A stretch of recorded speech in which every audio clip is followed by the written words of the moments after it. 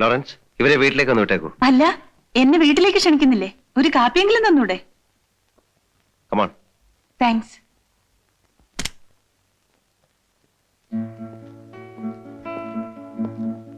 ഇതാണ് എന്റെ വീട്. കൊട്ടാരം എന്ന് പറയുന്നതായിരിക്കും ശരി. Thanks. Excuse me, 1 minute. Oh yes.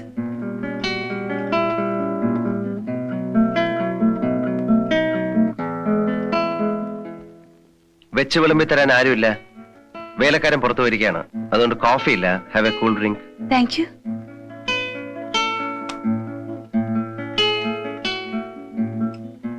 ഒറ്റയ്ക്കാണോ താമസം? അതെ. വേറെ ആരും? ഉണ്ട്. അമ്മ നാട്ടിലാണ്. Behind every fortune, there's a will. You are wrong. Behind every fortune, there is a crime. Aswathy വർമ്മയ്ക്ക് ജാക്കിയെ കുറിച്ച് എന്താ അറിയേണ്ടത്? ഒരുപാട് കാര്യങ്ങൾ അറിയാനുണ്ട്. അതിനുമുമ്പ് ഒരു കാര്യം, ഞാനൊരു ജേർണലിസ്റ്റാണ്. പലതും തുറന്നു ചോദിക്കും, പറയുന്നത് മാഗസീനിൽ വരും. അത് കാണുമ്പോൾ എന്നോട് മുഴുവൻ തോന്നരുത്. പത്രത്തെയും പത്രക്കാരെയും ഞാൻ ആദ്യമായിട്ടല്ല കാണുന്നത്. ചോദിച്ചോളൂ. ബോംബെ അണ്ടർവേൾഡിൽ സാഗർ എന്ന ജാക്കി പ്രസിദ്ധനാണ്. എനിക്ക് കിട്ടിയ അറിവ് വെച്ച് ഞാൻ ഇങ്ങനെ ഒരാളിനെ അല്ല പ്രതീക്ഷിച്ചത്. കള്ളക്കടത്തുകാർക്ക് പ്രത്യേക വല്ല ലക്ഷണങ്ങളും ഉണ്ടോ എന്നെനിക്കറിയില്ല. പക്ഷെ എന്റെ മനസ്സിൽ കള്ളക്കടത്തുകാരന് വേണ്ട എല്ലാ ലക്ഷണങ്ങളും ഉണ്ട്. സാഗർ ഒരു കള്ളക്കടത്തുകാരനായതിന്റെ പിന്നിലുള്ള പ്രചോദനം?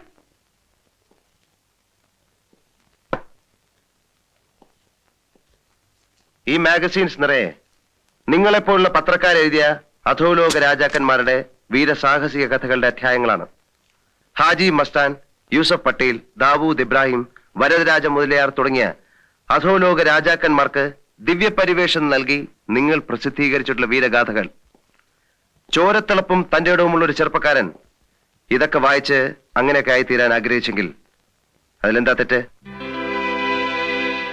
അല്പം ബുദ്ധിയും ഏറെ ഭാഗ്യവും ഉണ്ടെങ്കിൽ ആർക്കും കള്ളക്കടത്തുകാരനാകാം.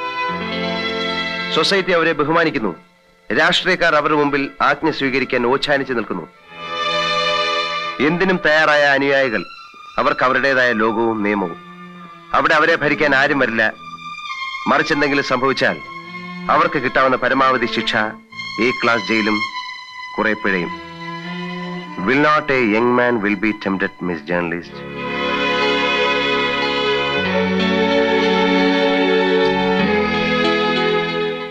ഞായറാഴ്ച കണ്ണാടി, സൺഡേ മിറർ, ശവം. ആ ശേരൻകുട്ടി ജപ്യാനുണ്ടേ. അയ്യോ അത് പറ്റില്ല, കയ്യോടെ കൂട്ടിക്കൊണ്ട് ചെല്ലാനാ ശേരൻകുട്ടി പറഞ്ഞത്. സോറി, എനിക്ക് അത്യാവശ്യമായി ഒരിടം വരെ പോണം. സാരമില്ല, ഞാൻ പിന്നെ വരാം. അശ്വതിയെ ഞാൻ ഡ്രോപ്പ് ചെയ്യാൻ പറയാം. കമോൺ.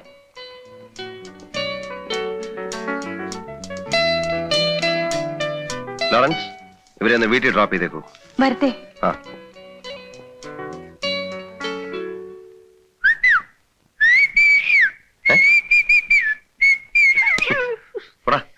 വണ്ടിയോടെ? വണ്ടി എക്കട ഉന്തി? നിന്റെ ഒരു മുടിഞ്ഞ തെലുങ്ക്. എന്റെ അച്ഛൻ ആന്ധ്രാക്കാരനായി പോയതിന് ഞാൻ മതി, ഞാൻ കുറെ കേട്ടതാ. അക്കടെ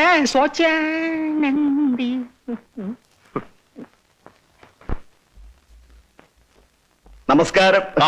അല്ല മമ്മാലിയോ എപ്പോ വന്നു? ഞാൻ രാവിലത്തെ വണ്ടിക്ക് വന്നു. ആ, ക്യാബിനറ്റ് മീറ്റിംഗ് ഉണ്ട്.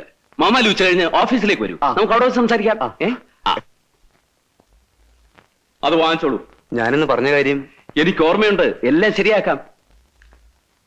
സാറാ, അമ്പലത്തിനടുത്ത് പല്ലുമണിയും തിറക്കാൻ സാറും തീർത്തു തരണം. സാധിക്കില്ലെന്ന് ഞാൻ നേരത്തെ പറഞ്ഞില്ലേ? അച്ഛന്മാരുടെ താളത്തിന് തുള്ളാൻ എന്നെ കിട്ടില്ല. തനിക്കെന്തായിട്ട് നിർബന്ധം? അവർ നേരിട്ട് വരട്ടെ, അപ്പൊ ആലോചിക്കാം. നമസ്കാരം സാർ. ഇവന്റെ കാര്യം ഞാൻ മിനിസ്റ്ററോട് പറഞ്ഞിട്ടുണ്ട്. പോയി കണ്ടാ മതി. ശരി സാർ.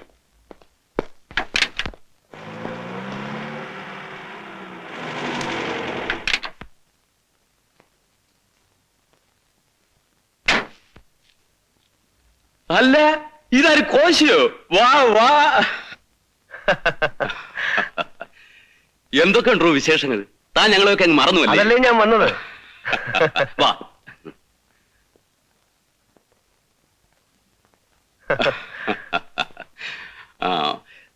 തനിക്ക് ധൃതിയൊന്നുമില്ല? ഒരു ധൃതിയുമില്ല. 10 മണി ക്യാബിനറ്റ് മീറ്റിംഗ് ഉണ്ട്. അത് കഴിഞ്ഞാൽ ഉടനെ ഞാൻ എത്തിക്കോളാം. ചേട്ടൻ പോയിട്ട് വരൂ. ശേഖരൻകുട്ടിയില്ലേ ഇവിടെ? എനിക്ക് അയാളെ ഒന്ന് കാണണം. അവൻ അകത്തുണ്ടായിരുന്നല്ലോ. ശൈലകുട്ടി, ശൈലകുട്ടി, അല്ല ഇത് ആര് കോശിച്ചായന? ഇത് എവിടെ ആയിരുന്നു ഇത്രയും നാളും? നിങ്ങൾ സംസാരിക്കേ, ഞാൻ പോയിട്ട് വരാം. കോശിച്ചായ നമുക്ക് അകത്തിരുന്ന് സംസാരിക്കാം.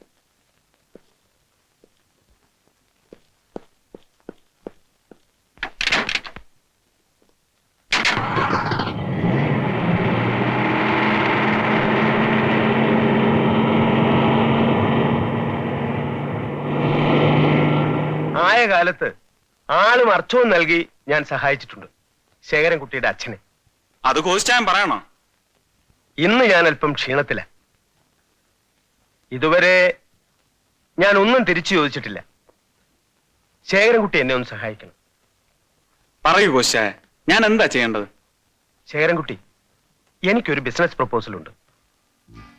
ഗഞ്ചാവ്, ബ്രൗൺ ഷുഗർ, ഹാഷിഷ്, ഹെറോയിൻ അന്താരാഷ്ട്ര വിപണിയിലുള്ള മയക്കുമരുന്നുകൾ.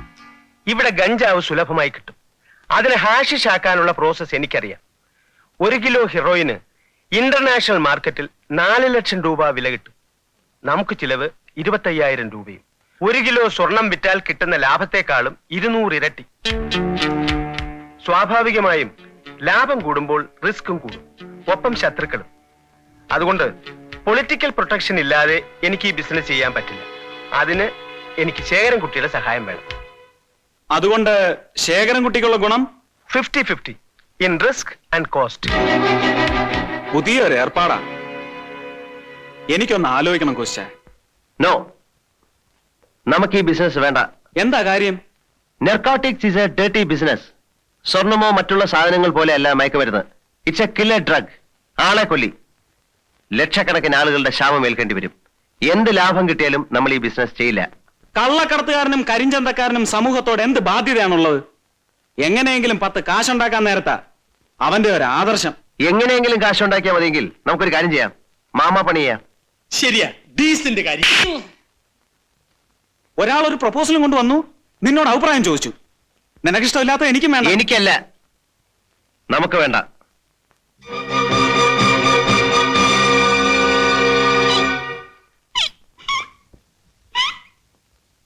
വേദനിച്ചോ? നോ, లేదండి, മരവിച്ചുപോയി, മറുത്തുപോയണ്ടേ.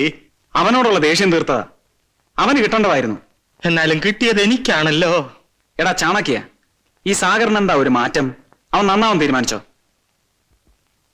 എനിക്ക് നേരത്തെ തോന്നിയതാ. ഒരുത്തൻ നന്നാവുന്നതും നശിക്കുന്നതും പെണ്ണ് കാരണമാണെന്ന് കേട്ടിട്ടില്ലേ? ഇവിടെ സംഭവിച്ചിരിക്കുന്നു അതാ. അന്ന് വീക്കിലി ന്യൂസ് വന്നതിനെ കുറിച്ച് അവളോട് ചോദിക്കാമെന്ന് പറഞ്ഞപ്പോ എന്തവാ ജാക്കി പറഞ്ഞത്? പോട്ടേന്ന്. അതിന് അവനെ കുറിച്ചല്ലേ ന്യൂസ് വന്നത്? അതെ. അതുകൊണ്ട് ആർക്കാ നഷ്ടം? ജാക്കി എവിടെ ആർക്കറിയാം? അതിലെന്താ എഴുതിയിരുന്നത്? അധോലോക നേതാവും കള്ളക്കടത്തുകാരനുമായ ജാക്കിയുടെ സഹായം കൊണ്ട് മുഖ്യമന്ത്രി രക്ഷപ്പെട്ടു. അപ്പൊ നാണക്കേട് ആർക്കാ? അച്ഛന്. നീ നൈന. പിന്നെന്തിനാ അവൻ എതിർക്കുന്നു? പോട്ടെ എന്ന് പറയാമല്ലോ. ശേഖരൻകുട്ടിക്ക് അറിയാമോ, ആ പെണ്ണ് എപ്പോ നോക്കിയാലും അവന്റെ വീട്ടിൽ തന്നെ. താൻ കണ്ടോ? കണ്ടോന്നോ? അന്ന് അവനെ വിളിക്കാൻ അവന്റെ വീട്ടിൽ ചെന്നില്ലേ? അന്ന് ഞാൻ ഈ കണ്ണുകൊണ്ട് കണ്ടതാ. എന്ത് കളിയും ചിരിയും ആയിരുന്നു രണ്ടുപേരും കൂടി. ഞാനൊരുത്തൻ അവിടെ നിപ്പുണ്ടെന്ന വിചാരമേ അവർക്കില്ല. ശേഖരൻകുട്ടി, തനിക്ക് ശക്തിയേ ഉള്ളൂ, ബുദ്ധിയില്ല. അത് അവന്റെ കയ്യില്ല. അവൻ ഇഷ്ടമില്ലാത്തത് കൊണ്ട് ആ ബിസിനസ് വേണ്ടെന്ന് വെച്ചാൽ അതിന്റെ നഷ്ടം ആർക്കാ? തനിക്കും കോശിക്കും. ആരാടാ ബിസിനസ് വേണ്ടാന്ന് വെച്ചത്? ശേഖരൻകുട്ടിക്ക് ബുദ്ധി ഉണ്ടോന്ന് കാണിച്ചു കൊടുക്കാം.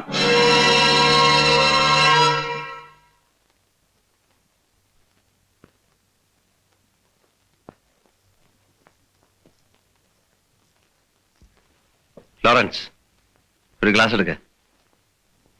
താനെന്താ വല്ലാതിരിക്കുന്നത്? എന്ത് പറ്റി? ചാകര വന്നോ? കസ്റ്റംസുകാര് വല്ല കുഴപ്പമുണ്ടാക്കിയോ? പിന്നെ എന്താന്ന് വെച്ചാ പറയൂ. ശേഖരൻകുട്ടി ചതിച്ചു. ശേഖരൻകുട്ടിയും ആ കിഴക്കൻ ക്രിസ്ത്യാനിയും ചേർന്ന് പങ്കച്ചോടം തുടങ്ങി. തനിക്കും തുടങ്ങിയോ ആ ചാണക്യന്റെ അസുഖം? പരദൂഷണം പറച്ചിൽ. ഞാൻ ആരോട് ആരെ പറ്റിയാ പറയുന്നത് എനിക്ക് നല്ലോണം അറിയാം. പരിപൂർണ ബോധ്യമില്ല, ഞാൻ ഒന്നും പറയില്ല. എവിടെ അവരുടെ സ്ഥലം? നമ്മുടെ പഴയ സ്ഥലം തന്നെ, റോക്ക്ഫോർട്ട് ഗാർഡൻസ്.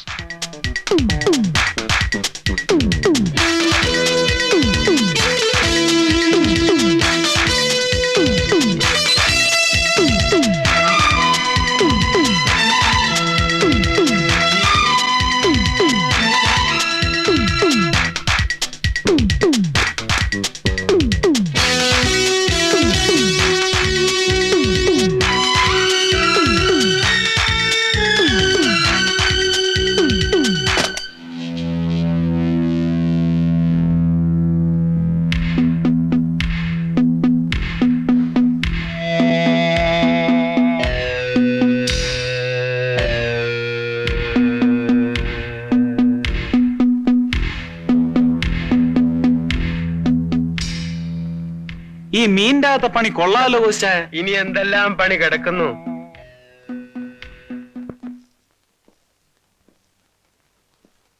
കോസ്റ്റേ, നമ്മൾ ദുബായിക്ക് പോകുന്ന പിള്ളേരുടെ കയ്യിൽ ഇത് കൊടുത്തയക്കുമ്പോൾ അവർക്ക് വല്ല സംശയവും തോന്നിയാലോ? ഏയ്, നമ്മൾ റിക്രൂട്ട് ചെയ്ത് അയക്കുന്ന പിള്ളേരല്ലേ, കമാന്നൊരു അക്ഷരം മിണ്ടില്ല, പറയുന്നത് പോലെ ചെയ്തോളൂ. ഇനി കസ്റ്റംസുകാർക്ക് വല്ലതും? നോർമൽ കേസിൽ ഇതൊന്നും അവർ ചെക്ക് ചെയ്യാൻ പോകുന്നില്ല. ഇനി അഥവാ ചെക്ക് ചെയ്താൽ തന്നെ ശേഖരൻ കുട്ടിയല്ലേ കൂടെ ഉള്ളത്. അത് ശരി.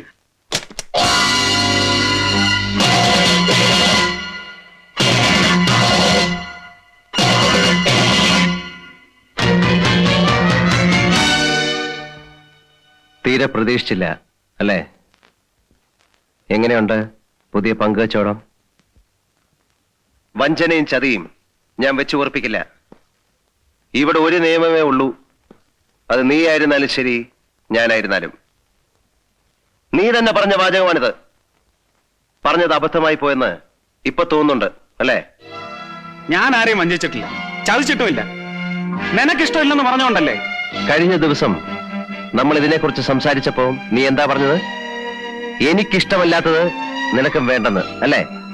നട്ടലുള്ള ആണായിരുന്നെങ്കിൽ നീ അന്ന് പറയണമായിരുന്നു നീ ഇത് ചെയ്യുമെന്ന്. എനിക്കിപ്പോഴൊരു കാര്യം അറിയണം. നീ തുടങ്ങിയ പുതിയ ബിസിനസ് നിർത്താൻ തയ്യാറാണോ അല്ലയോ എന്ന്. നീ എന്നെ പേടിപ്പിക്കൊന്നും വേണ്ട. 4 കാശിന് വിലയില്ലായിരുന്ന നിന്നെ ജാക്കിയാക്കിയത് ഞാനാണ്.